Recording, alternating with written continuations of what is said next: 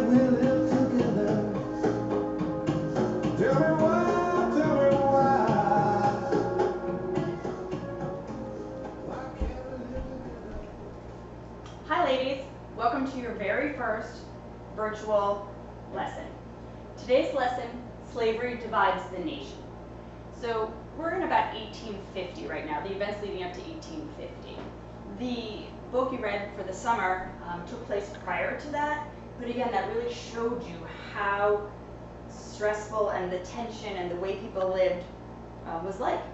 So we are going to start out by talking about the differences in the North and the South. Now, I'm sure you already know that slavery was contained to the South at this time. And in the North, most of the economy is really where we're going to focus. Okay? Most of the economy in the North was manufacturing. It was wage-based. That means the people that owned the factories paid people to do work. But you have to remember and think about this. Where did the manufacturers get the goods that they were going to use? The raw materials still came from the South, because at this time, cotton is king. What is the #1 industry in the North at this time? Textiles. That means cloth. They were making cloth. Well, look what I'm wearing, a cotton dress, right? So they needed the cotton from the South to go to the North to make the cloth. So Northerners did not own slaves, but they still benefited from slavery. And that's something that people don't really think about. Okay? In the South, it was much more obvious because these plantation owners, these cotton growers, cotton is king, remember, they did not pay their workers anything. In fact, they were able to have quite a lovely lifestyle because they were not paying people to do the work. The very traditional Southern culture that we look at is the plantation owner and his wife wearing big hoop skirts, sitting out on the porch drinking iced tea. Okay, and that's that. Now, in the North, there were abolitionists. Abolitionists were people who worked hard to abolish slavery. But you have to remember that in the South, not everybody owned slaves. Okay, but there was complicitness on both sides, right? People were not everyone's working to say we need to get rid of slavery, even if you weren't holding a slavery. And we often think the North was great because they didn't own slaves. But they still, a lot of people in the North still benefited from slavery. So they said, hey, I don't own a slave, but they weren't working hard to abolish slavery. So that's what I want you to think about. The economy in the North and the South were very different, okay? Cotton is king is key. All right, I want you to remember this word. This is on our master list of words or terms, popular sovereignty. And that means that the government doesn't decide if there's slavery, the people vote to decide. Popular sovereignty means whatever's most popular is the way we're going to run the government. An important term. And this guy down here is also on your list, Martin Van Buren. Why do I want you to remember him? He is the guy that made sideburns hip. Check him out. Check out a picture of him. This man has some wild sideburns. Okay, and that's for real. All right, so I want to move into the Compromise of 1850. Okay, we all know what compromise is. Hey, I can't get everything my way. You can't get everything your way. But we're each going to give and take a little, and we're both going to be okay. Remember the Compromise of 1850 as a Band-Aid, okay? The people in the North and the South, they're starting to debate slavery. We are adding states moving west, and every time a state comes in, they have to decide, is it going to be slave or is it going to be free? Now, the southern states were nervous. They were freaked out, quite frankly, because they were afraid if the balance tipped, there were more northern or free states, then somehow they would lose their way of life. That if there were more states that were free, they eventually would vote to outlaw slavery, which would ruin their economy. It would hurt their bank accounts, and they were nervous. Okay? So in 1850, this Band-Aid is negotiated. It's compromised.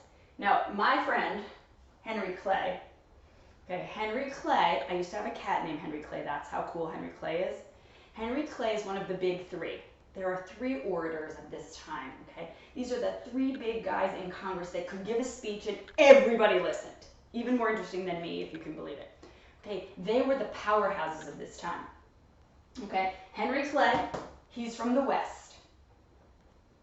John C. Calhoun is from the South. And Daniel Webster is from the best place on earth, Massachusetts.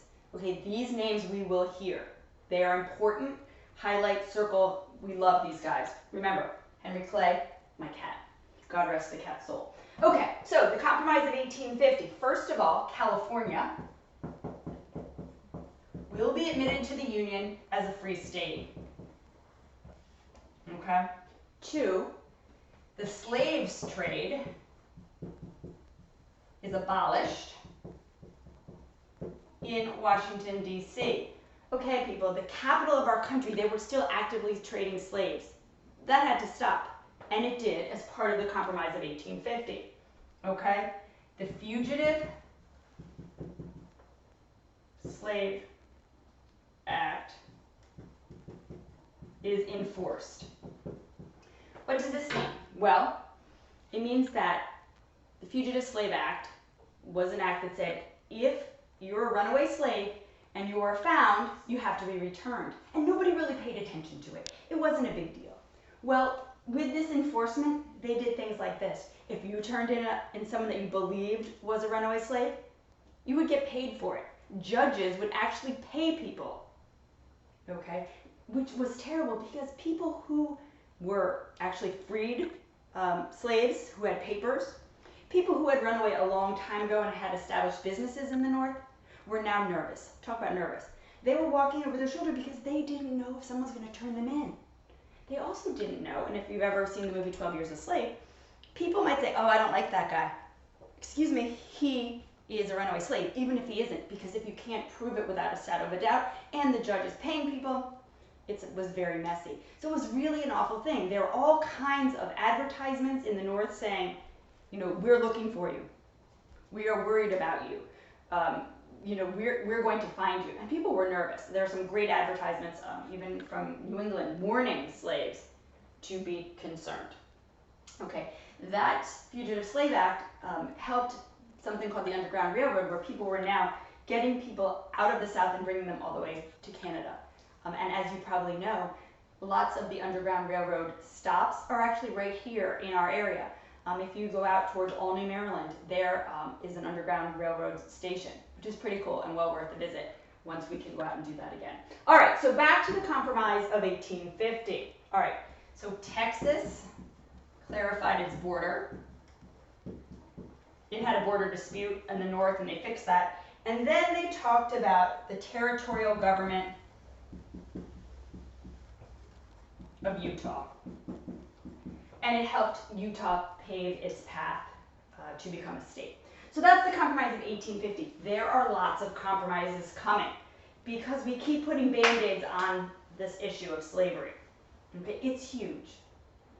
It's huge. It's all about the economies of the North and South, and that is how it boils down. It's terrible because what we're talking about is human life, but people looked at it as a way for them to make money. And that's very sad and very terrible, and one of the huge mistakes that our country has made, and really worth studying. All right, so that's a lot. That's what I have for you today. I hope you've taken great notes. I hope that you've written down everything that I've had on the board, all of my little stories, for instance, sideburns. You might want to make sure you have that written down, and anything else that will help you remember these important things. Cross-reference what I'm talking about with that list and those objectives, and that will help you really boil down what are the really key important facts. All right, cool. Have a great day. I will see you again soon. Thank you.